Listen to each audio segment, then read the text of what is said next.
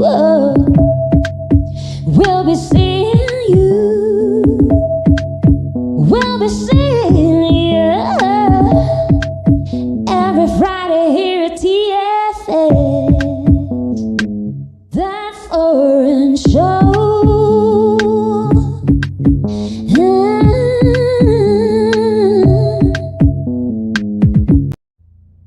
Entrando por tus oídos hasta llegar al centro de tus emociones, ADR Networks está en este momento activando tus sentidos. ADR Networks presenta. This is Celestine Angel.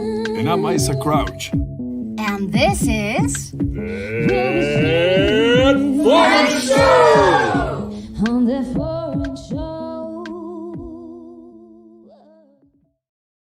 Ladies and gentlemen, boys and girls, people of all ages, welcome to ADR Networks. It's Friday, it's 3 p.m. That means it's the Foreign Show, TFS. I'm Isaac Rakesh, and we are activating your senses. All right, today we have a very special show for you. We want to kick things off on That Insider by talking about a casting company that we've worked with before, something that we're excited about. They are called Carly Casting. All right. Now we're gonna flash the Instagram page up in a bit for you guys to take a look at Carly Casting. All right. What they do, they're an agency of talents. They look for talents, right? They look for talents, and they position these talents in commercials, in movies, TV series. Local stuff, local production companies they work with, or international production companies as well, right? So you can also go check out their website. That's www.carlycasting.com. You can go check out the stuff there. We have used their stuff before, and one thing I like about Carly Casting is that they put an emphasis on family, right? In fact, if you go into their website, you'll see that the button, there's a big button there, Nuestra Familia, right? So our family, right? So that feeling is very important when you are in any kind of art creating kind of thing, even though it is kind of a job, right? You're going to a casting to get a job, but it's important that you have the support of all the people involved. And so it becomes a good experience. And if you want a good experience and you are interested in acting, in commercials, in all these kind of things that I mentioned before, go check them out. Carly Casting. All right, so we are talking to all the friends that are here. They are interested to try out acting for the first time. Yes. The reason why we are recommending Carly Casting is because we have worked with them, and we find that they are the conditions that, because sometimes, so when you are doing stuff with the casting companies, they could put you out as extras if you're interested, or that you could be in actual roles. So those are obviously very fun, but extras is, some of you might be interested to try as well. Yeah. And honestly, so Carly Casting is owned by Carla and Carlos. They are a couple. Shout out to them. And they so far our experience with them has been really good.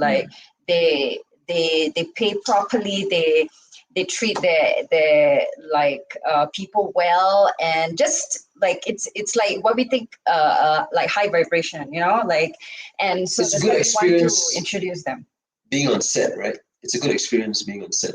Yeah, if you are interested, even just to take a look at how a set is, because the film industry here, or the all this productions and everything, it's in Mexico, it's really thriving. Yes. So it's interesting to take a look, I would say. And if you're not into acting, but you just want to see, you can join as an extra. And the hours might be long, but so far with Carly Casting, it hasn't been crazy. That's what I would say.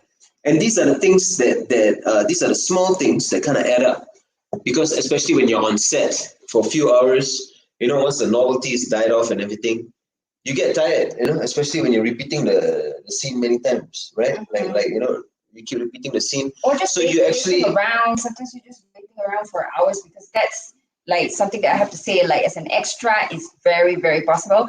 But like if you're interested in acting, so Kale casting, and it's usually very simple. You can just go on there. There is like a site to submit. Okay, and then you can see all the different castings and stuff. That they are having, and then you can choose which one you want to do, and then you can try for it. Usually they are just asking for a profile picture, so you need to get like a good profile shot, a mid body one, and then a full length one. Yeah, if you need photos, as you know, in the previous episode, my brother Carrick is a fantastic photographer. Yes, you can call us, and Carrick can do a photo shoot for you. Special photos, not just photos. Yeah, so if you guys can, sorry, I'm talking to production right here, but if production can put up Kale Castings Instagram page, that would be great. Yeah. That's where you can contact them. And I think I should explain what special photos are. What I just mean is that they are something special in terms of like it's just amazing, right?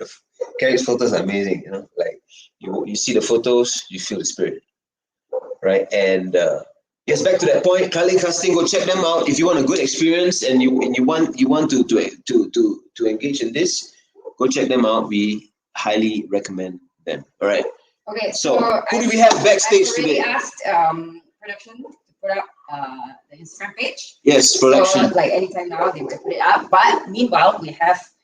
I'm very sure that Nolan is already backstage. What's up, Nolan? I know you're backstage. Nolan Clack.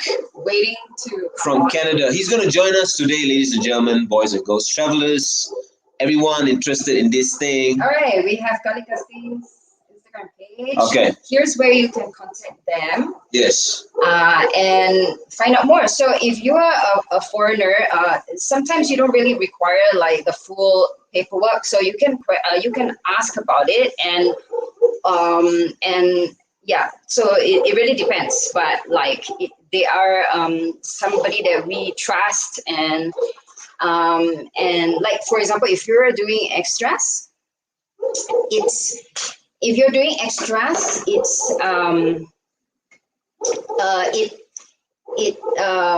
it's usually el corte, which means they pay at the end of the shoot, right? At the end of the day. At the end of the day, so right.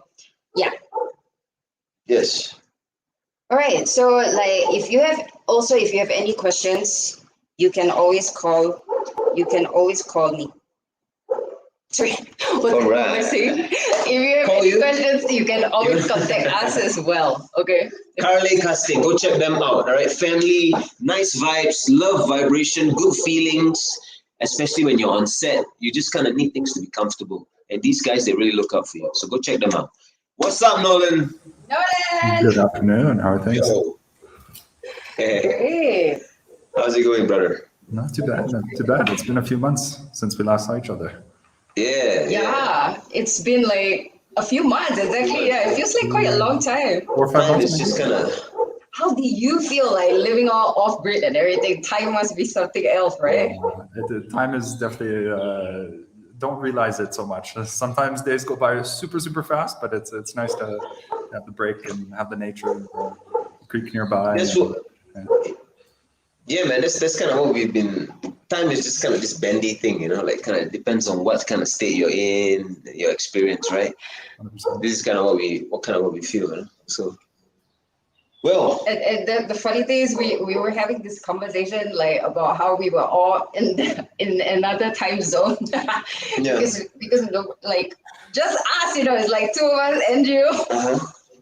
Like we were totally not with our phones didn't connect with the time change. Daylight savings.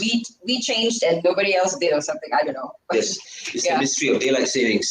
All right, ladies and gentlemen, welcome. If you're joining us right now, you've come at the perfect time. We're about to get into it with our guest, Nolan Clack. Now, first of all, one of the first things I want to just ask you, right? This thing about living off grid. It sounds exciting, sounds scary, lots of implications. Or what has it been for you? What your version of it? Maybe you can tell people about that.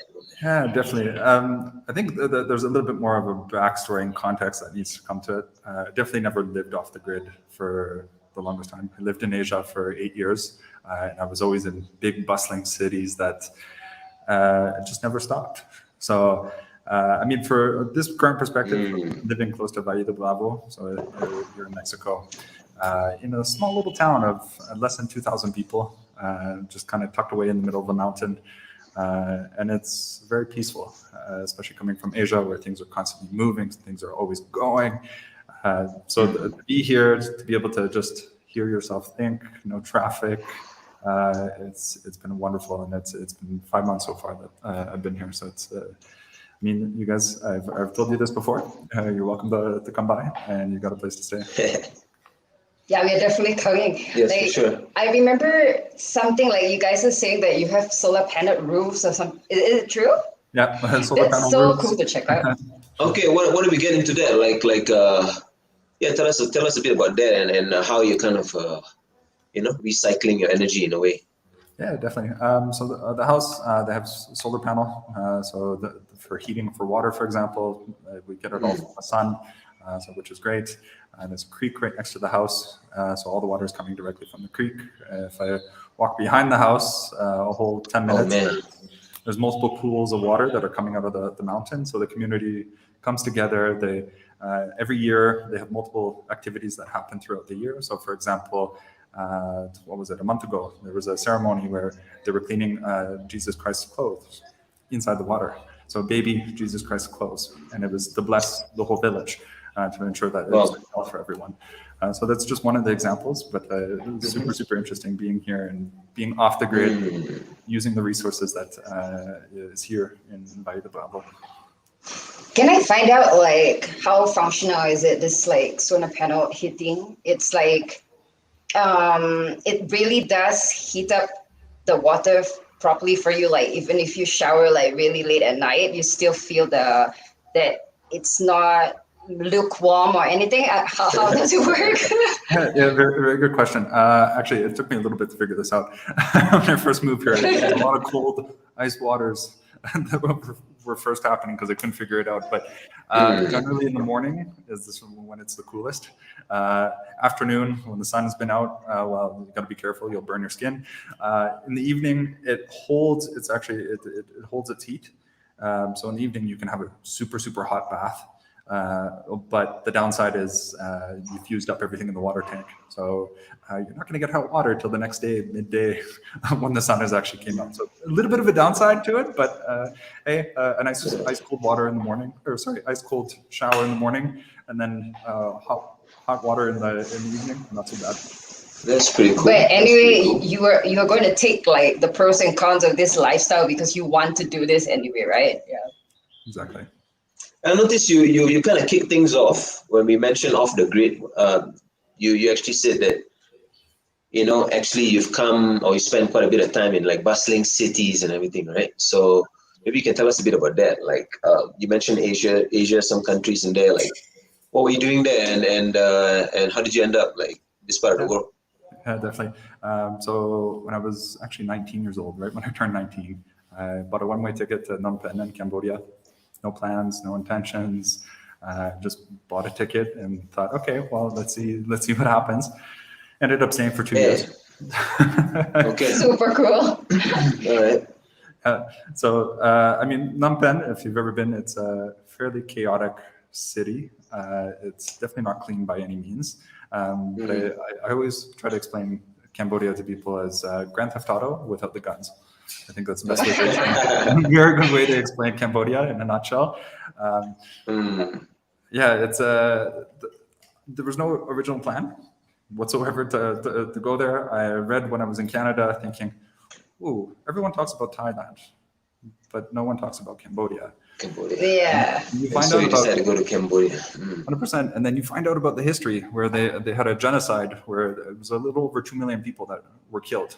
So yeah, man. But so for me, on a cultural perspective, that's super interesting. How is this country still functioning? So as an individual, I'm very curious about the world, wanted to just kind of jump in there, no plan, and see what the country actually has to offer. Right, and Cambodia is like beautiful, right? I mean, because it's architecture and everything is Yeah. something else, Yeah. It almost feels like it is like Thailand, but a bit like a different, more almost a more condensed version, like in terms of like you said, architecture and things. Like It's like the culture is intense. I mean, I would say like the 'cause I culture, mean, coming from a very modern. Yo, but we gotta give you props, Nolan.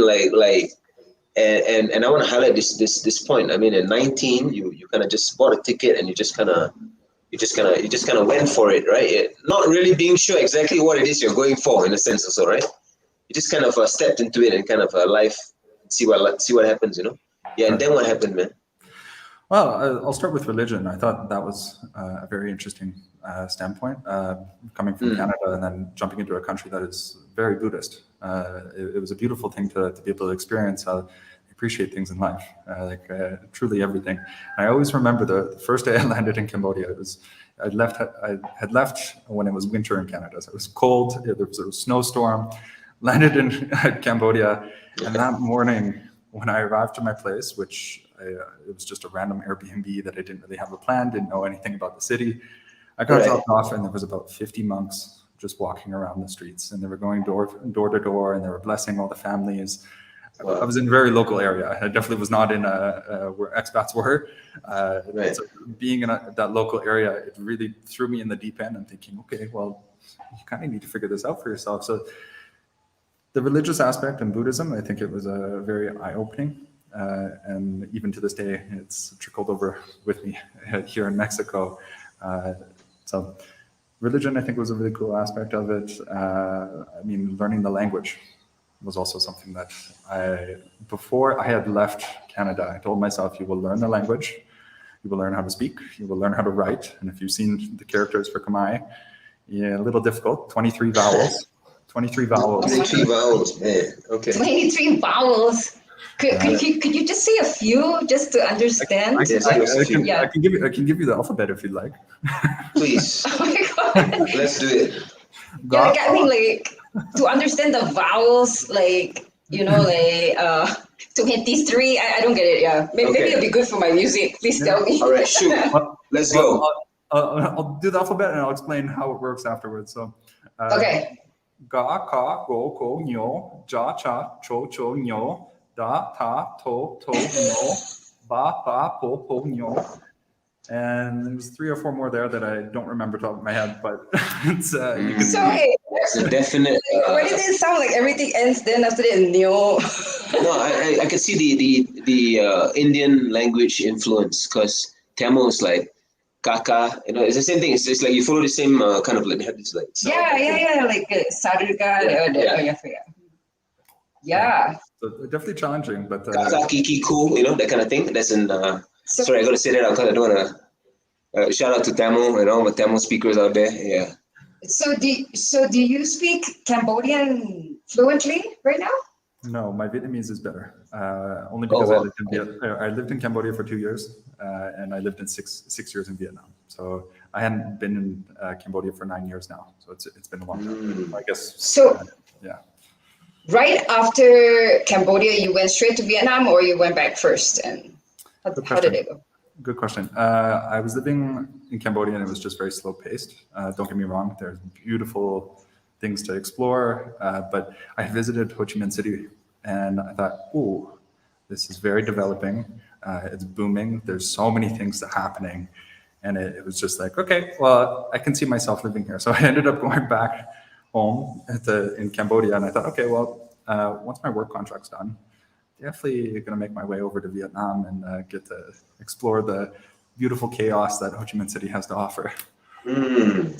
Yeah. So when you lived in Vietnam, you were Ho Chi Minh City. So it's right smack where like all the touristy things were going on. So it's definitely super different from when you were in Cambodia, right? Yeah, Cambodia was a lot more slow paced. I mean, like the neighborhoods that I was living in was, there was no foreigners, there was no supermarkets. Like I've maybe been to a supermarket in Cambodia a whole 10 times in my life. So all the other times I'd go to I call it a wet market. So you go in. We call it a wet market too in Singapore. There's wet and then there's the supermarkets. Yeah. So I mean, the whole cultural aspect of going into the market, and don't get me wrong, I would have never thought I would have been like this, but being in these markets and being so casual, just walking in and be like, yeah, I want this slab of meat, and you take it off the hook and then you put it on the counter and you ask how much it is. Yeah, totally get it. It's like it's kind of like connecting with something almost primal. Yeah. It's like, it's like supermarkets kind of take that fun a bit out of the thing, it's all packed and everything. I feel what you're saying, bro. And then you get to interact with the people and kind of be like, what's good today, that kind of stuff, right? Yeah, that's dope, man. Yeah, 100%. Great. And I mean, in Canada, do you have like wet markets? No. Absolutely not. Maybe in Vancouver, in Chinatown. I really don't know. Don't In Chinatown. quote me on that. Maybe in Chinatown. Yeah. But like in Seattle and all that, they have like some kind of wet market. Yeah. So I thought maybe it's also possible, but it's just kind of a cleaner version, less grimy and stuff. So to someone, from the outside, you move basically. I mean, your first experience. Tell us a bit about this kind of your first experience in for lack of a better word, kind of a developing country. Like and you moved from Canada.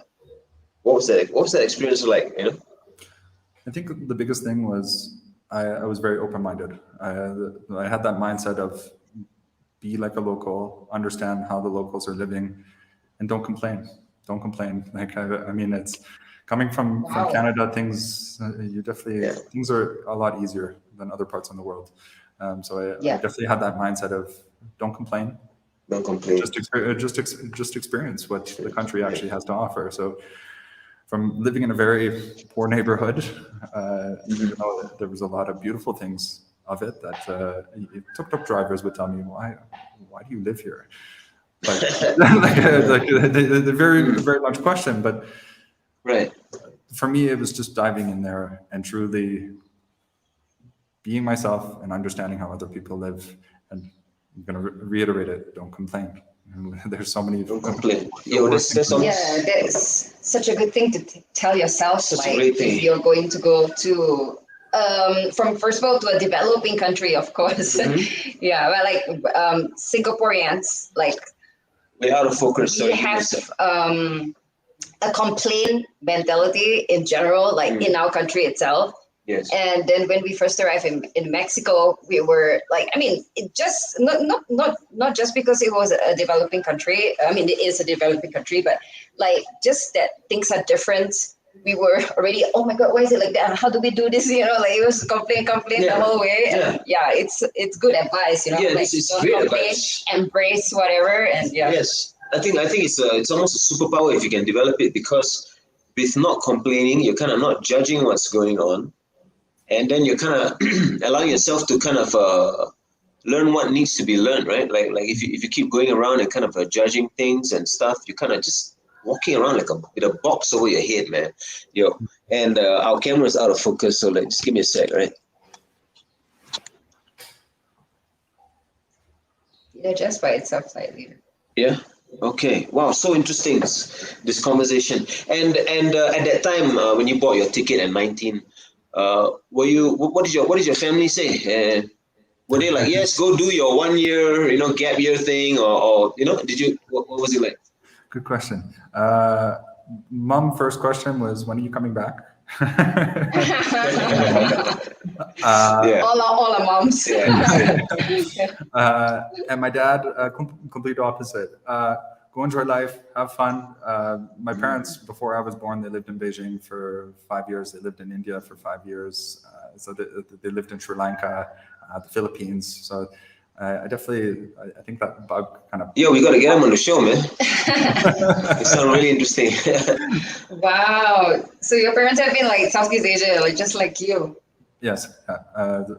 When my dad was in the military, so as Canadian Armed Forces, he got to travel around and they got to explore the world. I see. Oh, I see. What was it like? I know this is a bit off topic and stuff, but what's it like growing up with a military dad? Pros and cons. I think definitely built me the person that I am today. In terms of you keep accountable to yourself. And there was always rules in the house and like strict rules, which is great. So I think it's definitely kept me very accountable for who I am today and all the things that I've achieved in life. So I wouldn't necessarily agree that it was a bad thing. Maybe in social settings, in some instances, people would think, my dad ended up being a police officer after the military as well. So a lot of kids didn't really want to hang out with me. They thought, oh, he's going to tattle on his dad. So I think that's the downside of it for sure. Yeah, kids are kind of like that, right? Like if a parent is a cop or something, there's a bit of like kind of like like a fear kind of thing. I remember that. Yes, but to add to your point, yeah, I mean, as Singaporeans, we had to spend like 2 years in the military and stuff, and then while we were going through it, we're like, what the hell, we're being robbed, F the government and stuff. But then looking back, like 5-10 years later, looking back, it's good actually. Some of the things. They kind of like I guess really the main good thing is just that the confidence that you can do whatever if things are not going your way, if you're not in control, you can still flow. I think for being in the military, I think that's one great thing, and that kind of spills over. I think that, would you say that having that growing up with a father instilling this kind of values in you kind of gave you the confidence also to buy the ticket at 19? 100%. Just go. Yeah, right. Yeah. Yeah. Plus your dad was like, yeah, go do your thing, and then. Yeah, I would connect that as well, because like you be a bit tougher, like you'll be able to try new experiences and not be too afraid. Yeah. Okay, Nolan, we have a bit of a technical issue here. The camera is still out of focus. Just stay on. I'm gonna disconnect and reconnect the camera. Yep, no problem. See you in a bit.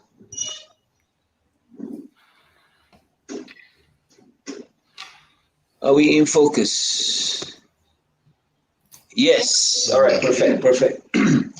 Okay. Right. So this episode we wanted to center into like why live in developing countries, and like the fact that it can give enriching experiences, and like and then we find it so interesting that you choose to live off grid, and what brought you to this desire? Like, why did you want to do that? Good question. I think Ho Chi Minh City is a good example. Ho Chi Minh City it was super chaotic, and had lived there for 6 years. Did everything that you can possibly think of in terms of career-wise, and truly found myself. Fly, sorry. He wants to be on camera. Abaye de Bravo fly. Exactly. So just the chaoticness. I had visited my mom for 4 months in Canada, and she lives on a lake, so Okanagan Lake, so the west coast of Canada. She lived directly on the lake, so it was a nice. Actually, I remember the first night that I arrived in Canada at my mom's place. When I went to go to sleep, I couldn't fall asleep, even though I had been in transit for about 30 hours, and I had my 2 dogs and my 2 cats with me. From Vietnam. And I remember laying in bed, hadn't slept whatsoever, and I lay in bed and it was just silent, and I couldn't fall asleep, and I couldn't stop thinking because it was so silent. I didn't hear traffic, I didn't hear horns, I didn't hear people talking or shouting, microphones, speakers, karaoke. I didn't hear any of that. So having been at my mom's place, it was just super silent, super tranquil. And I came to realize after 8 years of living in Asia, the chaoticness and just go, that I thought, well, when I go to Mexico, I wonder if I can find a place that has a lake. And that's kind of where Valle de Bravo came about, because I did my research and seeing, where in Mexico has a lake, and a swimmable lake. That's another thing to it. So, right. Oh, the lake is swimmable. Oh, wow. The locals, some of them say yes, some of them say no. Okay. It's kind of mixed. I guess your risk tolerance on what you want to do. But you have swim in the lake, right? I've been to my hips. I haven't swam. Okay. You haven't submerged yourself in the water and actually see you survive. You haven't baptized yourself in lake, This is so interesting, but I had this question, like, this hustle and bustle kind of, thing in Asia, we're born there, right? So it's almost like we miss it, like if we're not doing stuff or not engaged in that kind of stuff, we kind of miss it, But do you think it's sort of like a drug or something, like something you get addicted to, right? Needing the stress, right? Yeah, like Isn't the drama, the like things are happening and all that. So like what we're talking about with off-grid is like totally like 180 degrees opposite. You are looking for meditativeness, like you're looking for Quiet, the healing quality of completely no sound and nothing else going on around you. And how's it been? How do you feel? Fantastic. It's been fantastic. The fact that it's so close to Mexico City, I feel like I have best of both worlds. It's only an hour. So when I want That's super true. It's there. So when you want to party, you just need to drive down and then you can get that whole experience. Yeah, that's Beautiful. so true. Yeah, but you feel super zen, man. Like you're like, very, talking quietly. Like this is vibe. Yes. Yeah, I noticed it from our conversation last night. Like, you got this very, just kind of, Yeah, but at the same time, but at the same time, you don't look like you are lacking of like social interaction. Like you're not super off it that you're like when you see someone, you get all, you don't feel that, or like a good balance. Yeah, good balance. The village that I'm in, it's interesting. I would say 60-70% of the people are elderly people. So they're very like understanding, and they're super interested in wanting to speak with you. Like, why is this foreigner living in this village that I've grown up my whole life? There's no other foreigners where I live whatsoever. So it's very nice to speak to these people because they're just very calm. They're very understanding, and they want to understand your life and why are you here? Why are you in my country? So the Zen part, I think it just comes from the surroundings and the people that are around here. That's so beautiful. So you find yourself having conversations a lot in your day, like with the people when you go and get a coffee or something. That's a beautiful thing, right? There's definitely no coffee shops around here. I can tell you that. Oh, okay. Yeah. But like, for example, going for a jog, there'll be like old ladies doing their stretches and their jogs in the field while I'm doing jogging, and they'll stop and they'll want to chat. So it's little interactions like that. Going to the market to just buy some fruits or vegetables. It's all organic fruits and vegetables all around where I live. So wow. I can just go to the farmers and say, can I get 20 pesos worth of X? And they'll just pull it out of the ground and give it to you. And there's no pesticides, nothing like that. So it is. Oh, man. Wow.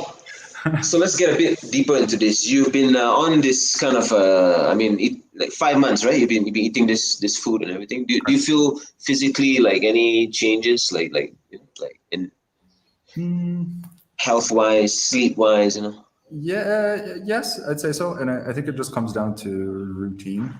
Like, for example, I never took cold showers before. I wouldn't even consider it. But here, knowing that the creek is literally right next to the house and the water's coming from the creek, you get this beautiful fresh water. So just having routine and not being that you feel like you need to be somewhere. Like I wake up in the morning, enjoy coffee, don't have to worry about the neighbors, don't have to worry about traffic, don't have to go walk anywhere. So the quality of your life is definitely better, and health, I would say, is a lot better, especially when it comes to products, organic products, all around the house.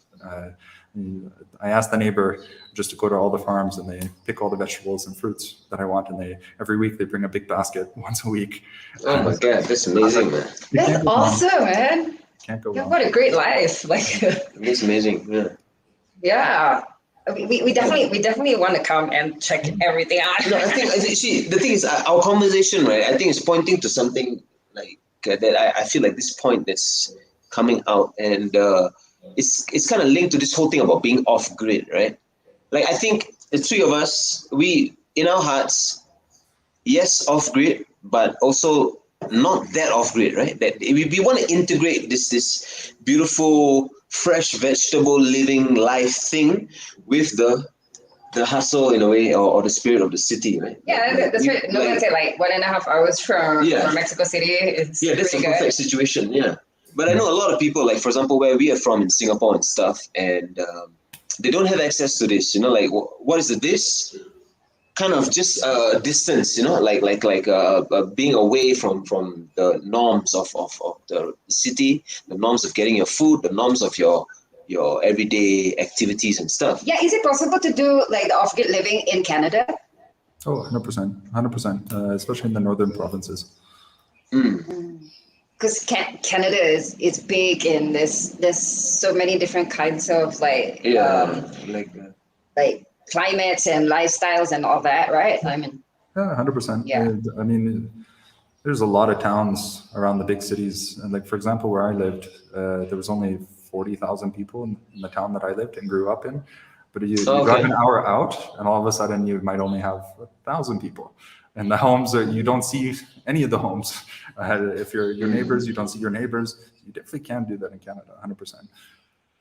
right. But like the thing about being in a developing country is like that you can be in like cultures that are like more traditional or something like that. I mean, that's one of the draws, like. I mean, we were talking about that, and then you were saying that you love getting to the roots of the cultures. I can give you a good example for Mother's Day, actually.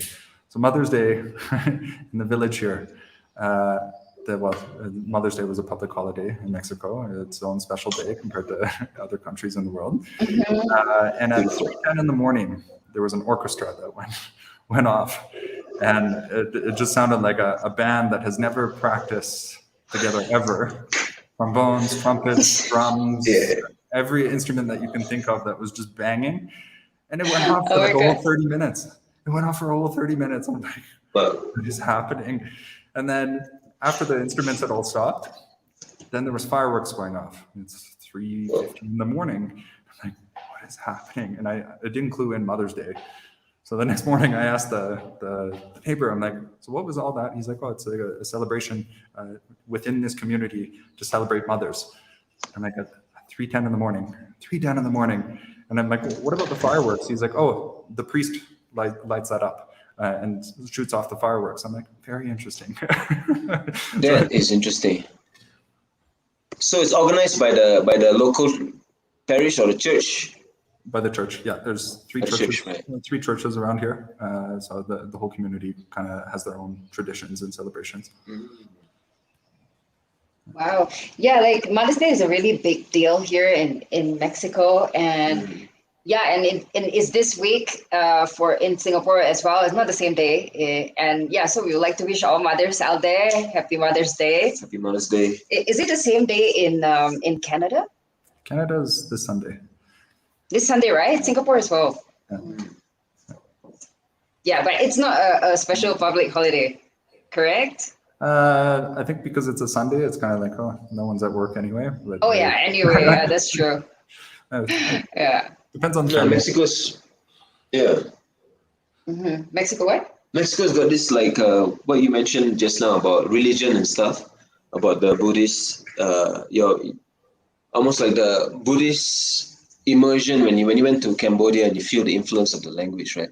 Like over here, I feel like this vibration of the faith that people have in the Catholic Church, and somehow Mother Mary and that whole thing linked to that whole mother and matriarchal kind of structure that Mexican society actually already has. I think these factors kind of come together and create a kind of like a very nice and very real and powerful kind of feeling that you get when just walking on the streets, and when you see people and their devotion and love to this higher power or whatever you want to call it, that gives a good feeling.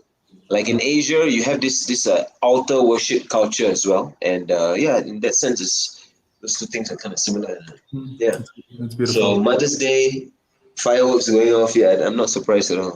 So, what else about Mexico? Do you like? Have you gotten into like with the culture and everything? I mean, since we're talking about immersion and all that. Mexico City, I suppose. I had to do about 25,000 to 30,000 steps a day in Mexico City, and that was kind of just my explore the city and understand the culture. Right. I did that for almost 6 months. Absolutely love it. I think it surprised people with being able to drive around and walk around the city with no map. So the cultural aspect from Mexico City, I think it's beautiful. Here, it's just very laid back. There's always fiestas. I think that's kind of the big difference here from, don't get me wrong, Mexico City has a lot of fiestas, but here there's always a fiesta. It's family of families, the friends of friends, which is interesting. Sometimes there's fiestas every second day, and I'm like, okay, well, go with it. Yeah. Don't complain, Exactly. Yeah. But in Valle de Bravo, you're not exactly in Valle de Bravo, right? I'm 30 minutes drive away. Okay, but the area that you're in, it's like there are no parties, correct? Like the people are more tranquil. Definitely more tranquil. Definitely much more quiet. But there are definitely fiestas, but I would say traditional ones with mezcal, for example. Sometimes the other day, it was like a random Tuesday, the neighbor had about 10 to 15 men over, and you could see a bottle of tequila, and they're all doing line dancing and singing, and I'm like, oh, well, this is their way of fun, which I think is beautiful to see. Like carne asada kind of thing, barbecue thing going on, and yeah, the line dancing. Yes, we have joined in the line dancing many times. Yeah. And we did a shoot in Durango, and it was like that, just like the people are just outside and kind of just drinking, enjoying the nice meats, and just good vibes, Yep. The stars and stuff, and basically like the farms and everything. And nighttime when they get together, it becomes a kind of whole family affair. Yeah, great vibes. So I guess, Nolan, you would recommend people who are watching to actually kind of, if they're thinking about doing something like going somewhere, to actually take that step, right? To buy that ticket, no? Buy that ticket, throw yourself in the deep end, make yourself super uncomfortable, and that's what you start learning about yourself very quickly, and things that you like and don't like. But my advice would be just throw yourself in the deep end and make it as most uncomfortable as possible, and you'd be surprised what comes out on the other end. Right, like that's exactly when you know who you see who you really are, right? When you put yourself in a place where you just don't know anything, you have to embrace the unknown, and you're super uncomfortable, and then things just change from there. It's really cool.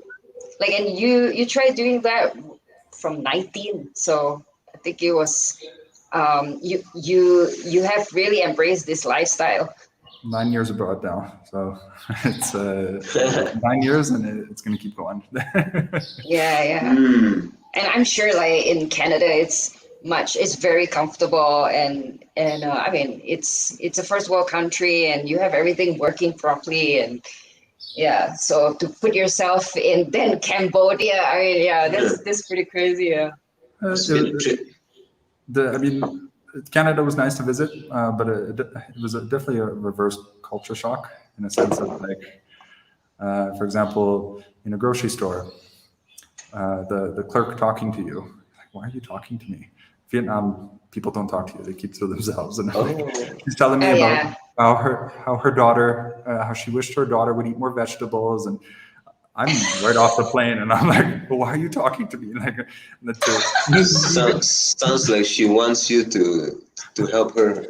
Like, what does she want you to go, like, help to help get her daughter to eat vegetables? This nice man from a foreign land is going to get my daughter on track. Yes, Another good example with the grocery store. That same day, I'm grocery shopping with my mom, and she crosses the street. She goes to get the car, and I'm trying to cross the street, and there's cars coming and telling them, go ahead, you can go. My mom is killing herself laughing in the parking lot. She's like, what are you doing? Why are you telling them to go? I'm like, oh, That's right. Become- Not in Vietnam. Oh my God. You don't play with cars in Vietnam. The cars go first. You don't go first. Yeah, we definitely have to talk about the traffic situation in Vietnam, man. It's like for me. I think so long. I don't want to go across the road because, like, nobody follows the traffic lights. Okay, so let's put it this way, right?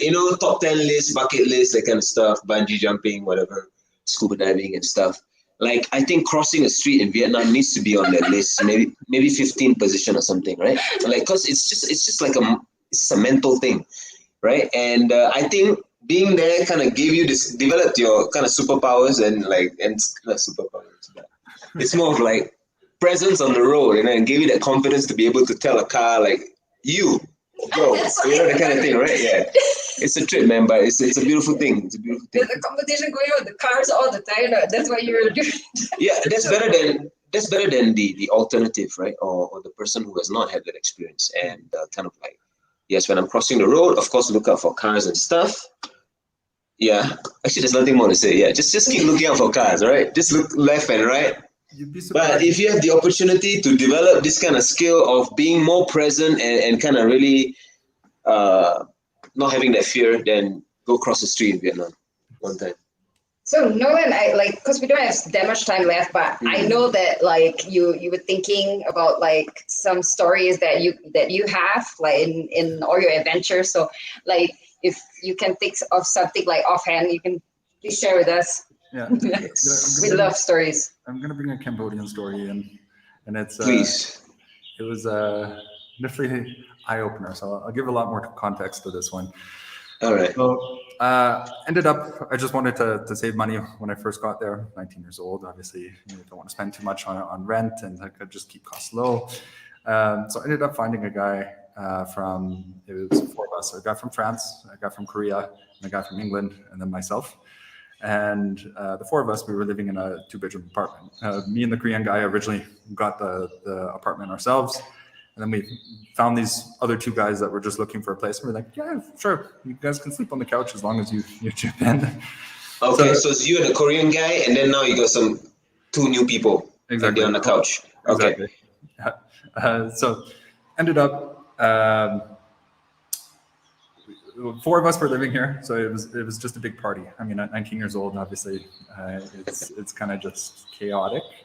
And there's a red light district in Cambodia, so we'd always go to the red light district, not for sex. Don't get me wrong, not for sex. It was just to understand the culture. So for us, we go into these places, and myself and then the Korean guy, we also spoke Khmer, so we were able to speak with the staff in that bar. So we'd go there, and we were coming so regularly that the staff knew who we were by name. And it was always funny. We'd come in, and these girls would be with a customer, and then they'd see us, and they'd just drop everything that they're doing. They're like, "Oh, let's go talk to them." And right. Okay. You'd always have all these tourists kind of looking around, like, who are these people? Why did they just What ditch is these 19-year-old Young folk must be. guys? And so, anyhow, we had spent enough time there that a lot of people in that strip, I guess, would have known who we were. But the one night, the 4 of us had gone out, and we wanted to do this thing where we'd have to have 1 beer in each bar, and you'd have to go from bar to bar, and it was only 1 beer. You had no more than 1 beer. By maybe the 9th bar, I was done. I couldn't do anymore, so I had gone home. But they had stayed out. So next morning, I went to bed at a reasonable time. Next morning, I wake up, and 2 of them are butt naked. One's butt naked on the couch. The other one, the Korean guy, he's on his bed, door wide open, butt naked, and there's 2 people sleeping on the bed with him. I'm like, what the? I'm like, Sounds like a crazy night, man. Yeah. I'm like, you guys are probably really hungover, so I'm gonna cook a nice greasy breakfast. So I'm in my underwear cooking a nice greasy breakfast for them, and one of them comes out, and it was a lady boy, and I was like, oh. She's like, oh, you're so handsome, and she's holding on to me, and I'm like, trying to cook. I'm like, oh, this is strange. There's a ladyboy in my house right now. And she goes inside the bathroom, and then about 5 minutes later, there's another ladyboy that comes out of his room, and I'm like, Okay. ooh, I didn't know this about you. And now I have two of them grabbing me. They're like, what are you doing? Your friend got busy, man. Trying to be very casual. I'm making you breakfast. So that morning, we all ended up sitting around the table having breakfast, and it was kind of funny just speaking with the Korean guy. We're like, learned something very new about you today. Oh my god! Yeah, basically, like in Thailand, the red light district as well. Like I'm all these like, and then the lady boys there, they're so pretty, man. Like so we know something about this, but Cambodia we have never been. And thank you so much, Nolan, for joining us today. Like we have reached the end of the show, and we are looking forward to like visiting you definitely. Yes, for sure. And thank you so much for all your stories about all these developing countries and everything. It's been very interesting for us. It's been very interesting, and it's a subject matter that interests a lot of people, because they're looking for something different also, not just in their careers and stuff, but sometimes in the things that you can't really put your finger on. Yeah, exactly. Yeah, and we're here in Mexico, and like Mexico offers so many different experiences. And I'm very, very keen to check out your off-grid lifestyle. We want to come to your spot and check it out for sure. Yeah. Thank you so much, brother. Beautiful conversation. No, thanks for having me, and we'll chat soon. Yes. Yes. I'm Celestine Angel. I'm Isaac Rakesh. And Nolan Clack. And we are here activating your senses on ADR Network, signing off. Peace. Yeah. We're still live. Thank you to all who joined us here on That Foreign Show. It's been awesome. I'm Celestine Angel. And I'm Isaac Crouch, and we'll see you next Friday. Have a great weekend, y'all. Entrando por tus oídos hasta llegar al centro de tus emociones, ADR Networks está en este momento activando tus sentidos. That foreign show.